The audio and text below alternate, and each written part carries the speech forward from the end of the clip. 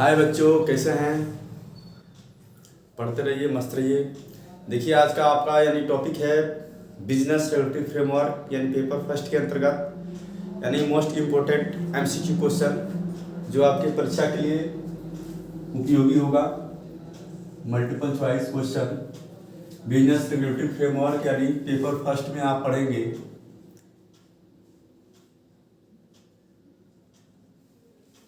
देखिए question first है, बाजी का ठहराव होता है।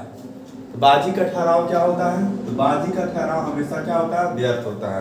क्योंकि आप यदि यानी किससे बाजी लगाते हैं तो यानी क्या वो आपका यानी किसी भी नियम में यानी नहीं लिखा गया है, कानून में नहीं लिखा गया कि आप बाजी लगाइए। जैसे मैंने बाजी लगा ली है कि हम 5 किलो क्या लड्डू खा जाएंगे, लड्डू खाने के बाद से क्या हो जाएंगे, यानी बीमार पड़ जाएंगे या मर जाएंगे। तो आपका ठहराव क्या है? यानी पूरी तरह से व्यर्थ है।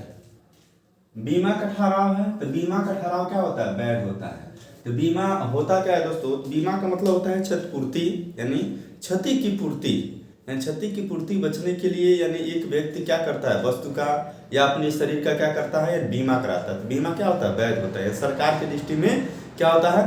यानी वैध होता है। सट्टे का ठहराव, तो देखिए सट्टे का भी ठहराव क्या है? वैध है। क्योंकि कुछ सट्टा ऐसे होते हैं जो सरकार के देख रेख में होता है। जिसमें ड्रीम 11 पे खेलते हैं तो आपका यानी पैसा यानी 30% यानी जो भी सट्टे का पैसा होता है 30% सरकार के खाते में जाता है और 70% यानी जो व्यक्ति यानी क्या विजयी होता है उसके खाते में जाता है। तो इस प्रकार क्या होता है? वैध होता है। यानी सट्टे का ठहराव क्या होता है? वैध होता है।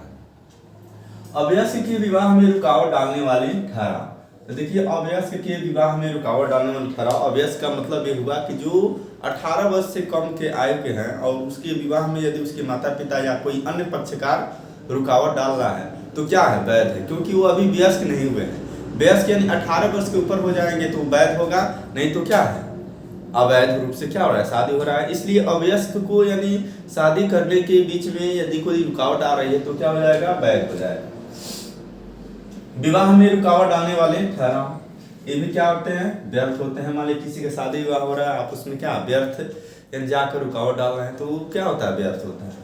फिर से चिट फंड का ठहराव, तो चिट फंड का भी ठहराव क्या होता है? अवैध होता है। उसके बाद से ऐसा ठहराव जिसका अर्थ निश्चित न होता है। तो मान लीजिए ऐसा ठहराव, जैसे मान लीजिए आप कोई ठहराव किए हैं जिसका कोई अर्थ ही नहीं है। जैसे मान लीजिए लोग कहते हैं कि यानी आप ट्रेन के आगे क्या लंटेन लेकर यानी क्या दौड़ते रहिए या ट्रेन को पकड़ते रहिए। इस कैसा संभव है? नहीं संभव। यानी ऐसा ठहराव क्या है? बिल्कुल व्यर्थ है। संयोगिक या मान लीजिए बिजली के करंट जो भी आता है तार यानी उसको क्या आप टच कीजिए तो वो भी क्या है? यानी बिल्कुल क्या है? व्यर्थ है।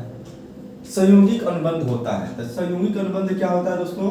तो विशिष्ट होता है। क्या होता है? विशिष्ट होता है। अनिश्चित घटनाओं पर आधारित संयोगिक अनुबंध होता है। यानी जो अनिश्चित घटनाएं हैं यानी जिसकी कोई निश्चित यानी टाइम नहीं है वो क्या होता है? तो वैध होता है। नेक्स्ट है असंभव घटनाओं पर आधारित संयोगिक अनुबंध होता है। ये भी क्या होता है? व्यर्थ होता है। संयुक्त अनुबंध में वचन देता है, तो संयुक्त अनुबंध में देखिए कोई भी अनुबंध है तो उसके लिए मिनिमम कितने? 2 पक्षकार होते हैं। यानी एक वचन ग्रहीता एक वचन दाता। इसमें भी कितने पक्षकार होंगे? तो 2 पक्षकार होंगे। संयुक्त अनुबंध है तो संयुक्त अनुबंध में क्या होता है? एक बीमा का अनुबंध होता है यानी जिसमें क्षतिपूर्ति यानी प्राप्त करने के लिए क्या अनुबंध किया जाता है। संयुक्त वचनदाताओं का दायित्व होता है, तो संयुक्त एवं व्यक्तिगत यानी दोनों होता है। यानी संयुक्त एवं व्यक्तिगत यानी ज्वाइंट और पर्सनल दोनों होता है। व्यक्तिगत प्रकृति के अनुबंध का निष्पादन किया जा सकता है। तो व्यक्तिगत प्रकृति के अनुबंध का निष्पादन किसके द्वारा? तो वचनदाता के द्वारा किया जा सकता है।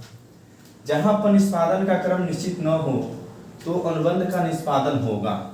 तो किसके आधार पर होगा? तो अनुबंध की प्रकृति के अनुसार होगा। यानी जहां निष्पादन का कोई क्रम निश्चित नहीं हो वहां पर अनुबंध का निष्पादन कैसे होगा?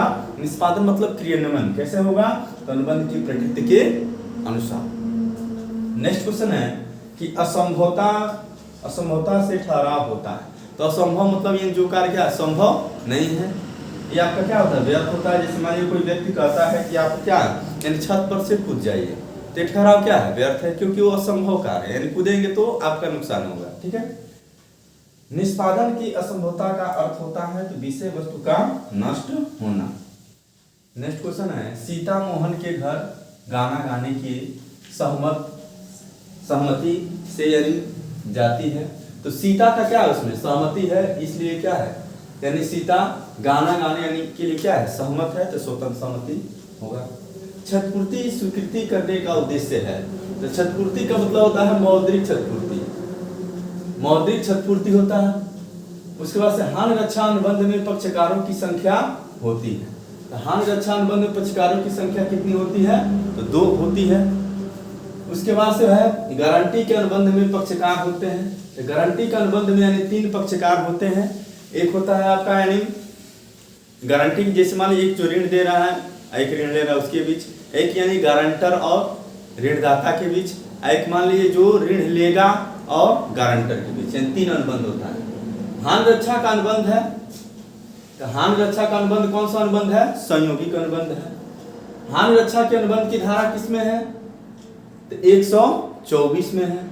गारंटी का अनुबंध की धारा किसमें है, तो 126 में है।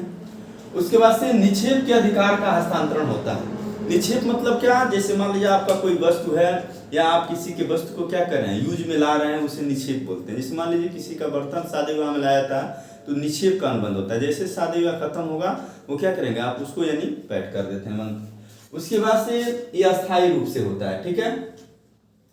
गिरवी के अनुबंध के हस्तांतरण होता है। तो क्या होता है, गिरवी के अनुबंध में किसका हस्तांतरण होगा, तो अधिकार का। जैसे मान लीजिए कोई वस्तु है, जैसे अपना, जैसे मान लीजिए घर का कागज आप क्या करते हैं, गिरवी के तौर पर रखते हैं, तो अधिकार दे देते हैं किसको, यानी जिसको आप यानी जिसके पास वो रख रहे हैं, ठीक है। उसके बाद से निक्षेप के अनुबंध का परिभाषा किसमें दिया गया है, तो निक्षेप का अनुबंध यानी 148 यानी 148 में है।